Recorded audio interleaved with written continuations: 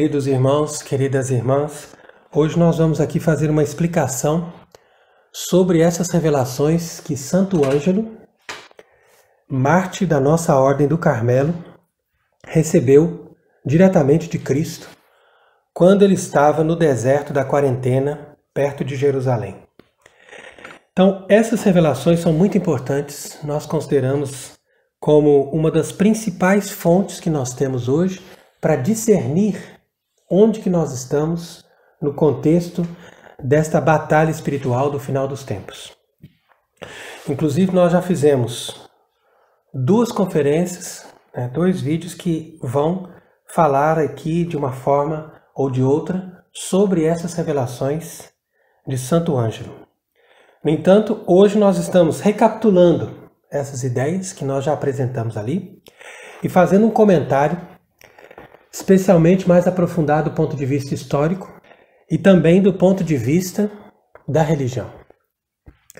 Então veja que nosso Senhor Jesus Cristo se dirigiu a Santo Ângelo quando ele estava vivendo sozinho nesse deserto, que foi o mesmo lugar onde Cristo nosso Senhor enfrentou o diabo, ali quando ele ficou 40 dias em jejum e ele teve então aquelas tentações. Então foi ali que Santo Ângelo recebeu a revelação de Cristo. E nosso Senhor disse para ele: "Sabe, Ângelo, servo meu, a cidade de Jerusalém, a Galileia e toda a terra da promissão, Capadócia e Egito, com muitas regiões da Ásia e da África, passados poucos anos, irão de todo ao poder dos ismaelitas." Então aqui é a primeira informação que ele recebe: o avanço dos muçulmanos. Então isso daqui é interessante porque nós devemos nos situar, nós estamos falando aqui, do começo do século XIII. Então, há exatamente 800 anos atrás, nosso Senhor se dirigiu a Santo Ângelo para falar sobre isso. E de fato, os ismaelitas, como são chamados, ou os muçulmanos, eles avançaram muito a partir desse tempo. Eles já haviam conquistado Jerusalém e Santo Ângelo vivia ali naquela região entre o Monte Carmelo e a região do litoral de Tiro, onde estava localizada a cidade de São João d'Acre, que era o último reduto dos latinos, católicos romanos, na região da Palestina. Então nós devemos lembrar que as cruzadas foram convocadas pelo Papa Urbano II na cidade de Clermont-Ferrand. Ele fez um discurso muito entusiasmado para pedir para os francos fazer alguma coisa, para se mobilizarem em direção à Terra Santa. Então isso aí foi no fim do século XI e nós estamos no contexto de um grande progresso da civilização cristã e nós podemos dizer que estamos ali no auge da Idade Média. E exatamente nesse momento o Papa convoca os francos para a cruzada. Então aqui nós devemos entender o porquê dessa cruzada, o porquê da conquista de Jerusalém, o porquê da conquista da Terra Santa, por que era importante para a cristandade conquistar de novo o lugar onde Cristo viveu, morreu e ressuscitou. Porque há muitas pessoas que colocam oposição e que dizem a igreja errou, as cruzadas mataram muita gente, essas pessoas só estavam buscando dinheiro, só estavam buscando poder. Isso aí faz parte de um contexto de sociedade que nós não podemos nem admirar e nem sequer nos lembrar. Mas é justamente o contrário. O Papa, representante de Cristo, vigário de Cristo, movido pelo Espírito Santo, ele convocou os francos quer dizer aqueles que estavam ali na França, para entrarem no Oriente. E as cruzadas foram extremamente importantes para a cristandade. São um capítulo muito importante para a história da igreja. Um capítulo que eu diria de graça, de conquista material, mas sobretudo de conquista espiritual. Então isso é necessário porque nós devemos entender que a sociedade cristã, ela se organiza em termos de um poder temporal. E as pessoas, hoje em dia, elas concebem a religião como algo que não toca a terra. Então, nós não conseguimos mais ter essa sintonia com a verdadeira religião católica, que parte do mistério da encarnação. E o mistério da encarnação é Deus que se faz homem. E ele se faz homem para se tornar rei. Isso que as pessoas não percebem. Leia o Salmo 71 ou 72, em alguma Bíblia, e você vai perceber que Deus quer dar o reino ao seu filho. E o seu filho é o rei, apesar de que as pessoas não aceitam o seu reinado, o seu poder. Mas ele é rei. Então ele nasceu nesse mundo como homem para reinar. Foi isso que o anjo disse para Nossa Senhora quando ele anunciou a vinda de Cristo. Ele disse, olha, esse menino vai receber o trono, a herança do seu pai Davi. E ele será rei e o seu reino será eterno. Então, se a pessoa para pensar nisso, ela vai entender que isso tem uma conotação sociopolítica. Isso não é uma religião que está desligada dos acontecimentos da Terra, como a gente vê hoje em dia. Então, é isso que a gente precisa perceber. Como que nós saímos da verdadeira religião, que é baseada no mistério da encarnação, como nós já explicamos outras vezes. Portanto, uma religião que tem uma consequência na vida e na sociedade. E nós entramos numa religião espiritualista, numa religião gnóstica, numa religião individualista que favorece as pessoas nas suas devoções, nos seus anseios espirituais. Cada um tem a sua fé, cada um tem a sua comunicação com Deus. Mas o cristianismo não é isso. O cristianismo é uma religião pública, oficial, de um culto oficial, feita para ser a religião única, universal, que atende àquilo que Deus quer para o mundo.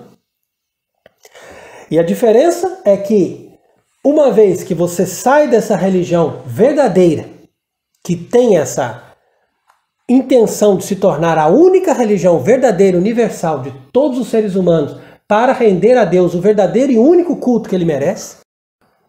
Então você sai disso, você tira esse modelo e você vem com uma religião falsa, uma religião que relativiza toda a verdade e que se presume amiga dos homens, mas que não é capaz de fazer a justiça. Por quê? Porque não é capaz de ter uma unidade, não é capaz de ter uma só fé, faz simplesmente uma relativização para poder criar uma fraternidade falsa entre as pessoas.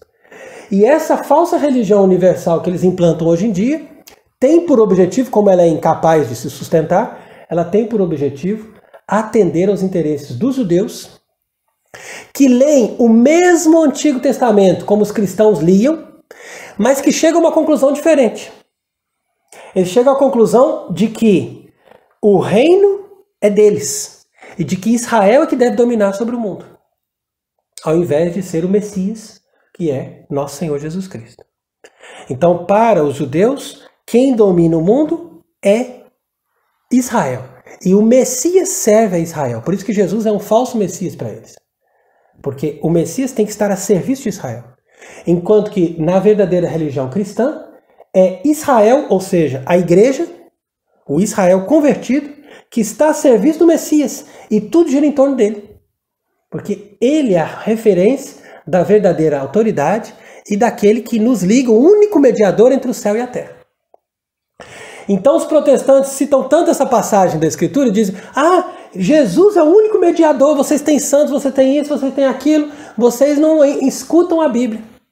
Mas eles não percebem que eles estão sendo enganados, porque na verdade eles estão trocando Jesus, o Jesus verdadeiro, e a religião católica que leva todos os poderes para a referência de Cristo, que é o único verdadeiro mediador, que todos os outros, os santos e mesmo aqueles que exercem poder temporal ou poder espiritual, todos se referenciam com ele, porque estão trabalhando diretamente na sintonia dele.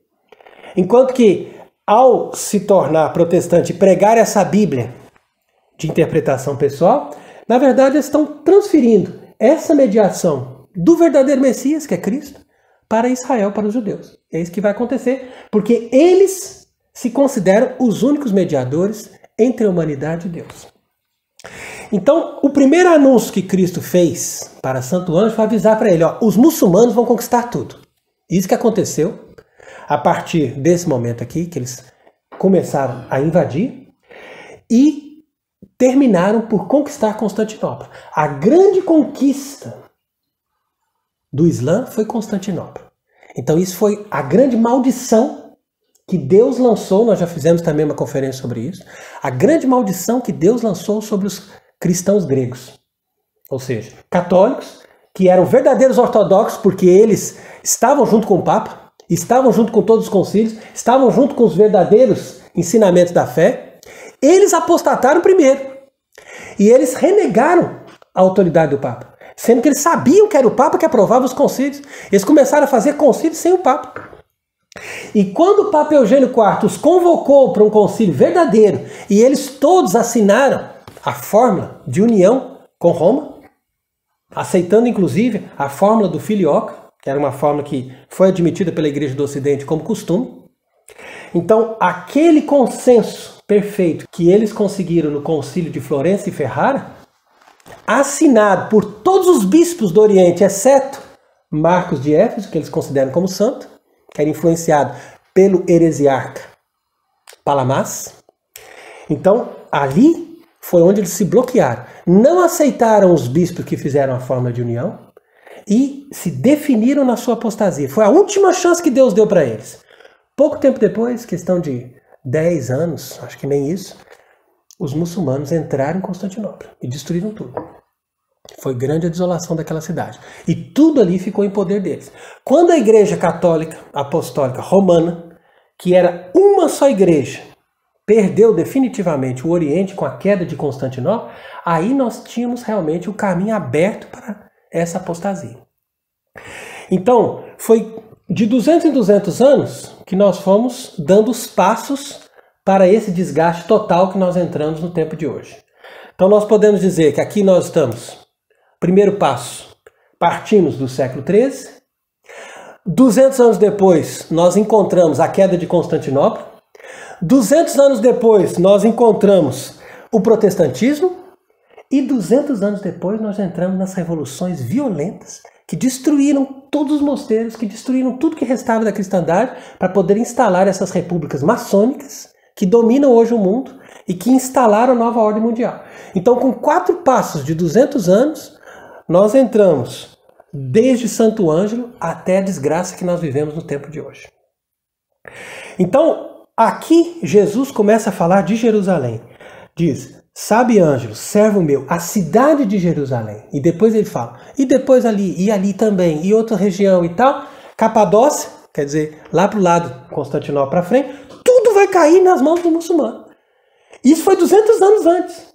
Imagina, eles já tinham dado o passo final desse rompimento com a Quarta Cruzada, porque a Quarta Cruzada realmente foi uma catástrofe total.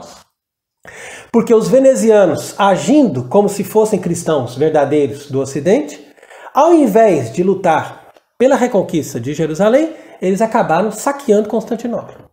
Mas o que ninguém sabe é que o Papa Inocêncio III, na época, condenou isso, excomungou toda essa gente, e isso foi um grande desgosto para o Ocidente. E mesmo assim, a propaganda falsa que foi feita naquele território ali dos cristãos do Oriente fez com que eles tomassem uma birra e até um certo ódio pelos católicos do Ocidente, por causa dessa triste cruzada de 1204.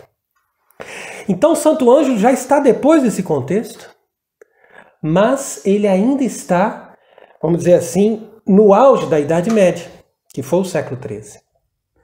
O auge da Idade Média é, por sua vez, o início da apostasia.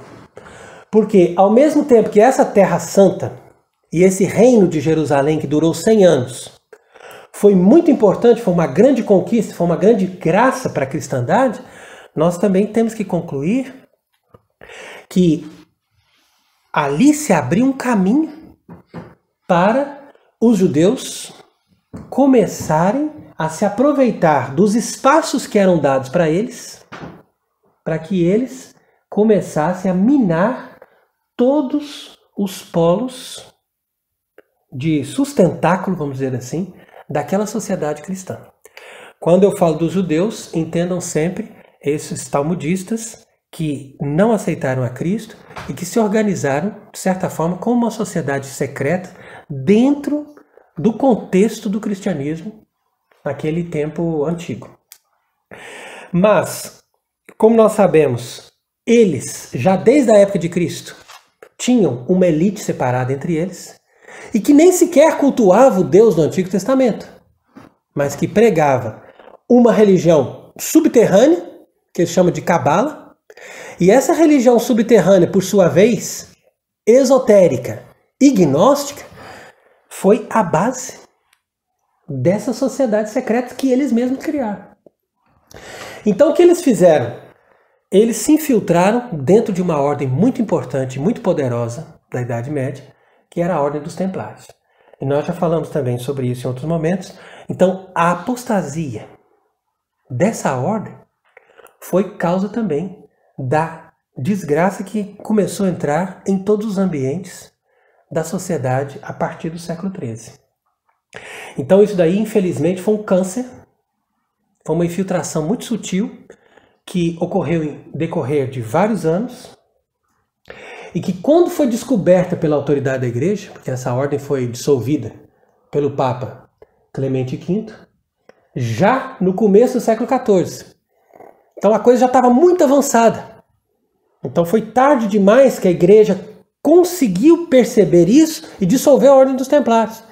E eles já tinham muita força e muito dinheiro, porque todo o tesouro da Ordem dos Templários desapareceu. O próprio rei da França, que também não era flor que se cheira na época, Filipe IV, ele quis também se aproveitar desse problema aí dos Templários para poder recuperar o tesouro.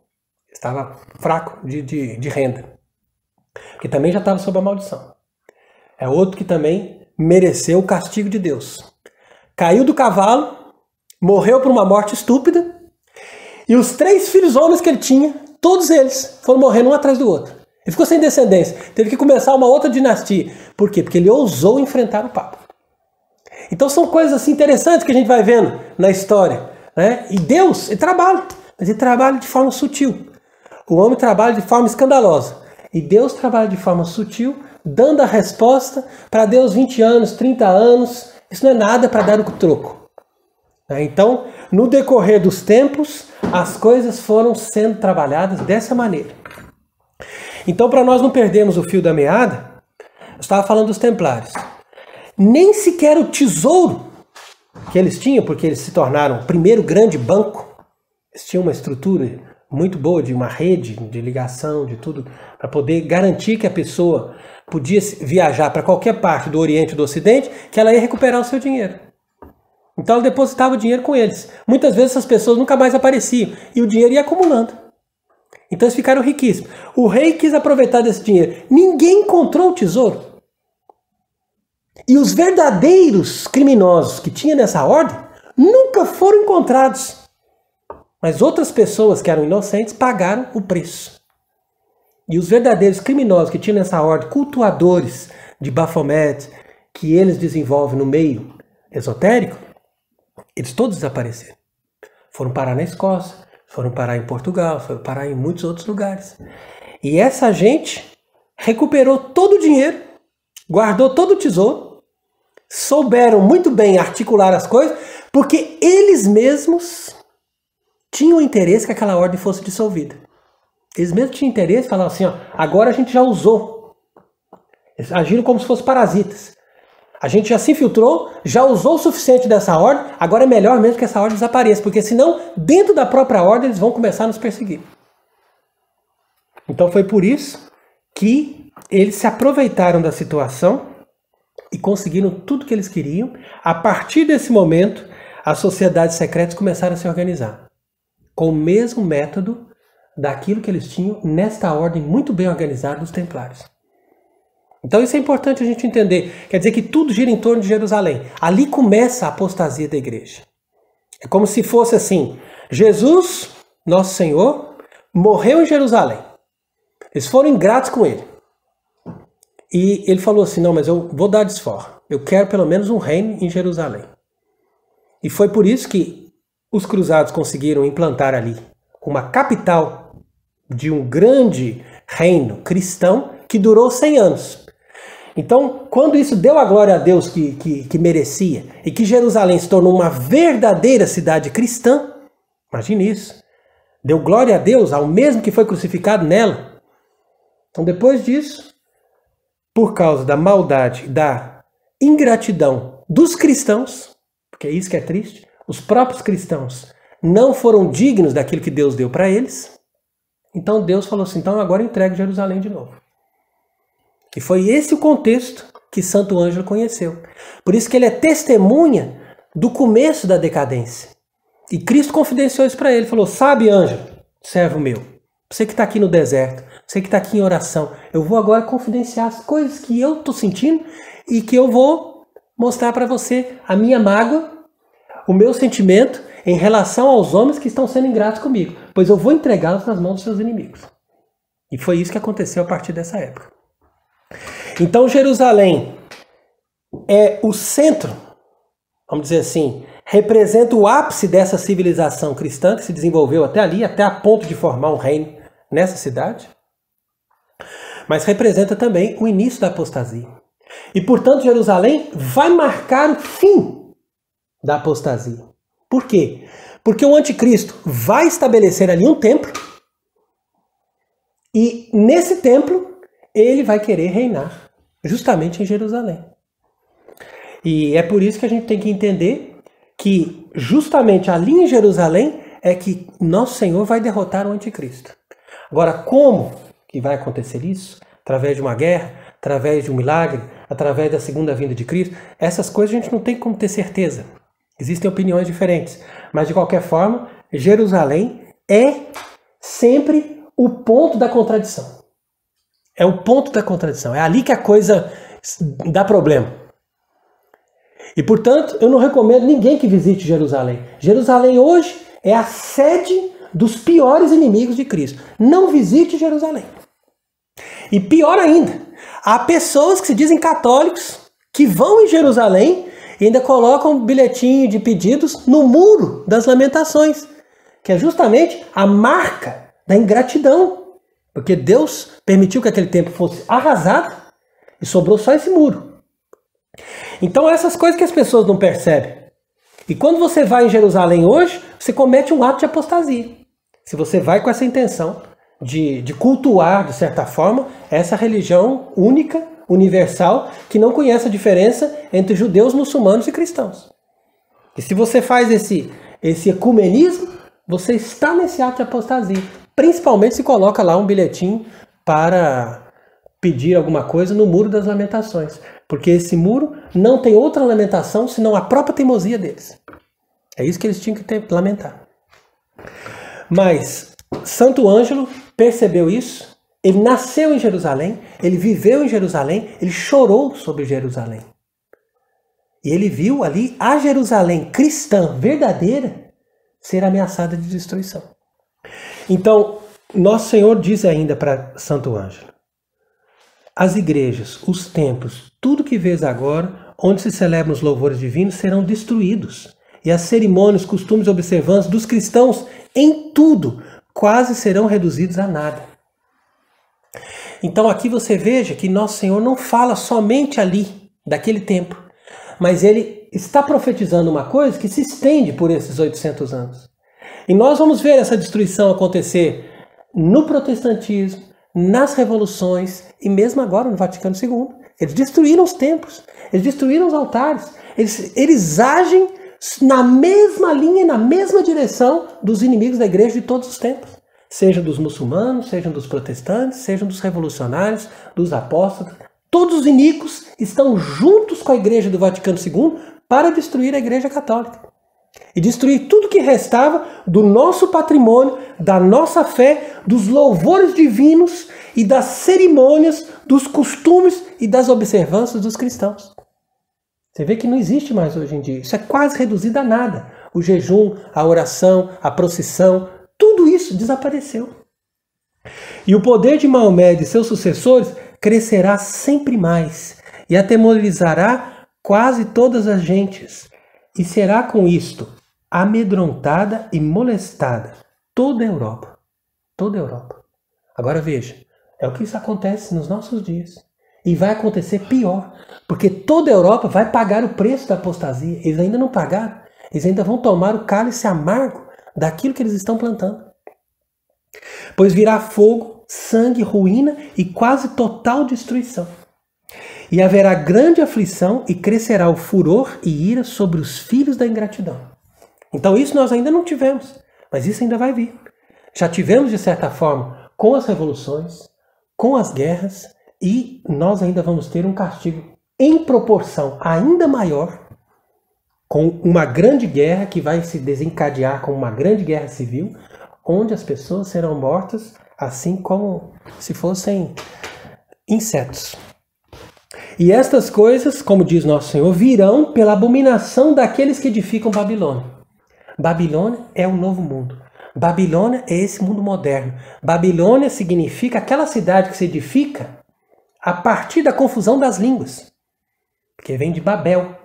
E você vê lá no Gênesis, essa cidade, Babel, representa as pessoas que se unem contra Deus. Fala, vamos erguer uma torre que vai mais alto que o céu. E é isso que eles querem fazer hoje. Eles querem fazer uma coisa que não dependa de Deus. O mundo sem Deus. O homem controla tudo. E essa Babilônia está representada lá pelo centro de todo esse governo da Europa.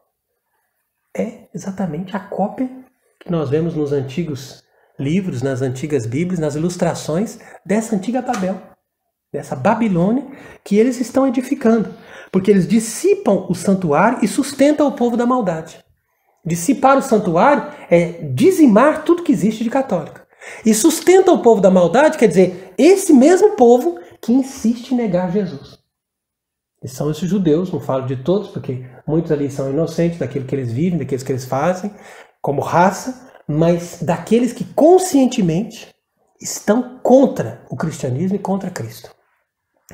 Então, é ódio e rancor e o arrastam à crueldade, à desonestidade, à malícia e ao pecado.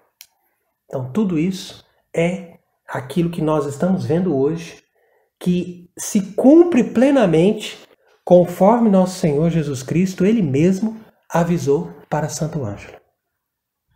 E foi por isso que Santo Ângelo perguntou, quando, meu Senhor, isso há de acontecer? E diz nosso Senhor para ele, quando a igreja, despojada do seu esplendor, jazer como uma viúva.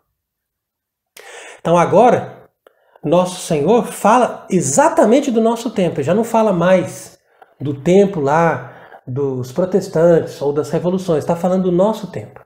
Porque nos outros momentos da história, nesses últimos 800 anos, a igreja sofreu, a igreja teve crise, a igreja teve perseguições, mas ela nunca esteve como uma viúva. E o que significa a igreja estar como uma viúva? Essa é uma maneira de dizer. E nós sabemos que a igreja tem um bispo, tem um pastor universal, que é o Papa. Então quando ele fala a igreja, como igreja no mundo inteiro, jaz como uma viúva, é que nós estamos sem o Papa. Uma coisa evidente. Jesus já disse, de uma forma mística, muito bonita, que a sede estaria vacante. Mas mais do que isso, quando diz, quando a cadeira do pontífice romano será posta em contradição. Então essa contradição nunca existiu. Ele é papa, ele não é papa, mas ele diz uma coisa contrária, mas o que está acontecendo? Está fazendo um concílio, está fazendo uma nova missa, está fazendo isso. Está em contradição. E essa contradição mata a igreja. Todo organismo, quando você tem duas fontes ali de poder lutando entre si, você vai morrendo, você vai matando aquele organismo. É o que acontece quando tem um vírus, quando tem uma bactéria dentro do corpo, você tem uma luta, duas potências lutando entre si. Aquela que vai perseverar mata o corpo. Por que ela mata o corpo? Porque ela se alimenta do próprio corpo. Olha só como é triste. Ela se alimenta da própria energia do corpo para matar aquele corpo. E é isso que aconteceu a partir do Vaticano II. E levantarem-se hipócritas em cor e pretexto de santidade de religião. Tá vendo? Ah, não, santidade. Vamos fazer uma coisa mais santa, mais perfeita. Mas não foi isso que começaram os protestantes a fazer? Eles são perfeitos para fazer isso. Pretexto de santidade, de religião. Quebra todas as imagens. Quebra tudo. Isso aqui é idolatria. Mas peraí, nós estamos na idolatria desde o século... Não, quebra tudo, quebra tudo. É mais santidade, mais santidade. Sob o pretexto de santidade, eles questionam aquilo que a igreja sempre fez e eles vão destruindo, defraudando os povos. E a igreja vai se tornar uma instituição cheia de seitas. Cheia de seitas. Então é aqui que nós devemos também parar para refletir. Por que Nosso Senhor diz que hoje nós temos esse conjunto de seitas? Porque as pessoas já não sabem mais diferenciar o que é o catolicismo e o que é uma seita. As pessoas pensam que seita é simplesmente uma coisa meio criminosa, com poucas pessoas, com uma coisa muito fechada entre eles. Não necessariamente. Para ser uma seita, basta que você tire um artigo da fé. Ou que você não dê atenção para uma coisa que a Igreja Católica ordena que se dê atenção para aquilo. Imediatamente você transformou aquilo numa seita. Então o protestantismo, ele não é uma religião. O protestantismo é uma ideia de que você pode tirar um elemento ou outro, você pode variar uma coisa ou outra, e você continua sendo cristão. Você continua adorando a Cristo, você continua tendo a religião de Cristo. Você está simplesmente reformando. E isso é uma seita. E a partir dessas seitas é que eles vão desenvolvendo outras. Umas mais radicais, outras mais próximas do catolicismo, mas todas elas são perigosas. Isso é um método que não vem de agora, nem vem da Revolução, mas vem desde que Lúcifer se revoltou contra Deus. Porque no momento mesmo que Lúcifer quis ir contra Deus, ele juntou os demônios, né, todos os anjos que decaíram com ele, e disse, ó, a primeira coisa que nós vamos fazer para atacar, nós temos que ter graus diferentes, tem que ter demônios que sabem fazer coisas mais delicadas e outros que sabem fazer coisas mais radicais. E nós vamos lutar aparentemente uns contra os outros, mas todos nós estamos unidos. Porque o inimigo comum é aquele ali. Entendeu? Quando que Deus, com o exército dele e com a verdadeira igreja, ele sempre nos pede a integralidade. Nós temos que estar total. Se não tiver em todos os princípios, em toda a fé, em tudo aquilo que a igreja ensina, pode ter certeza que você já está lutando a favor do inimigo. Por isso que Jesus falou, quem não ajunta comigo, espalha. Então se a pessoa não está totalmente ali, ela já está espalhando e já está servindo Satanás. É uma coisa impressionante isso. E é por isso que nós temos essas seitas. Porque tem pessoas que valorizam, não, o ponto principal é a Bíblia. Não, se você valorizar a Bíblia já está bom. O outro diz, não é só a Bíblia, tem também isso. Tem que fazer isso também. Tem que ter também tais devoções. Tem que ter também os santos. Tem que ter também a Virgem Maria. Aí o outro vem e fala, não, mas não é só isso, tem que preservar também a missa antiga. Ah não, nós vamos lutar para preservar a missa antiga. Ótimo, e cada um vai tendo um ponto de apoio. Mas isso não é religião. Religião é o catolicismo, ou você tem tudo ou você não tem nada. E quando que você tem tudo? Quando você tem o Papa. Quando você tem o Papa. Por isso que a gente sempre fala nisso. Se você não tem o Papa, não adianta dizer, não, nós estamos garantidos, nós somos sede vacantista. Não. Porque se você não luta para que você tenha um Papa, não acontece o cristianismo verdadeiro, não acontece o catolicismo. A igreja continua eclipsada no sepulcro. Não basta você ter toda a fé, você também tem que valorizar o papado. Porque é o papado que leva a religião. É uma pessoa concreta, viva na terra, que faz essa ponte com Cristo e com Deus. Então é aqui que a gente tem que destacar esses pontos, porque se as pessoas não entenderem tudo isso, elas não conseguem ser católicos, não serão contra-revolucionários, não vão ajudar em nada esse processo de restauração da cristandade e da Igreja Católica, e portanto nós vamos continuar vivendo uma civilização possuída por Satanás. E Santo Ângelo recebeu a informação de tudo isso diretamente de Cristo. Porque ele diz, nessas seitas reinarão a soberba, a ambição e a luxúria, com todo o esquadrão de seus filhos, quando os príncipes divididos guerrearem, e um bispo estiver contra outro. Tá vendo? E for tirada toda a paz do mundo e da discórdia, nasça a morte, quando os hereges prevalecerem e a fé estiver quase extinta. E os seus pregadores se derem a vaidades e loucuras. Tá vendo? É tudo que acontece no nosso dia de hoje. A descrição perfeita do nosso tempo. Então meu Pai Eterno mandará o seu furor e permitirá que os filhos da ingratidão sejam atormentados pelos inimigos do meu nome. Os inimigos do seu nome, né, como nós sabemos muito bem, são os judeus.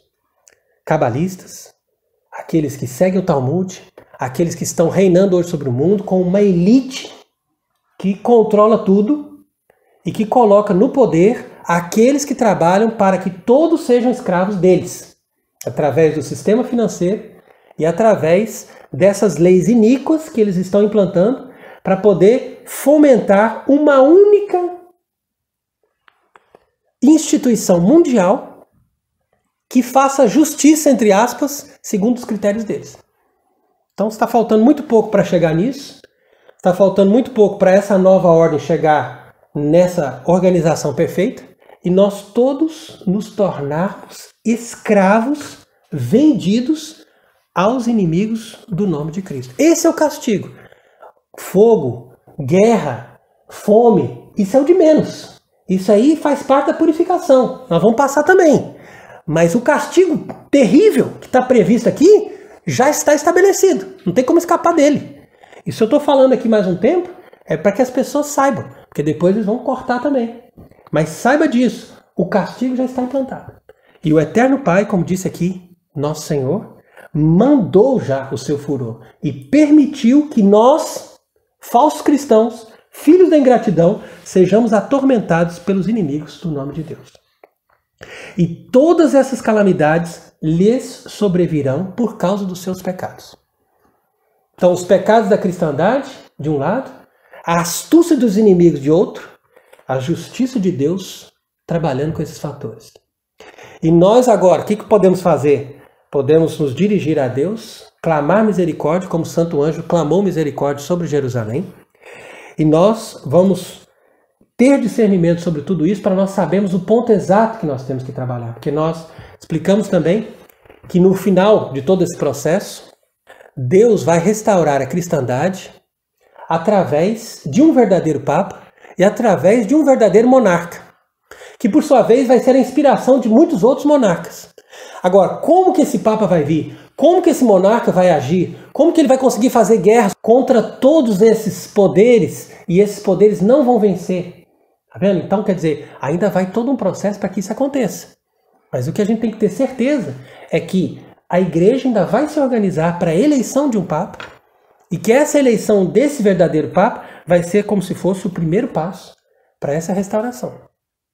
Mesmo que depois venha, através de um milagre, um sinal do céu, a confirmação da eleição desse Papa por São Pedro e São Paulo pessoalmente, ou por alguma outra grande manifestação do poder de Deus, da intervenção de Deus, isso tudo faz parte. Mas é necessário para que esse Papa seja válido, que ele seja eleito pelas autoridades da igreja e que, uma vez eleito, como verdadeiro Papa católico, ele organize em torno de si essa mesma cristandade que os verdadeiros papas organizaram no passado.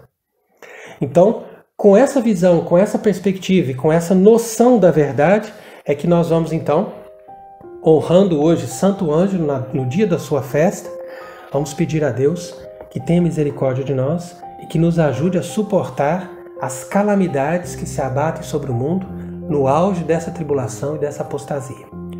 Que Deus seja bendito para sempre. Amém.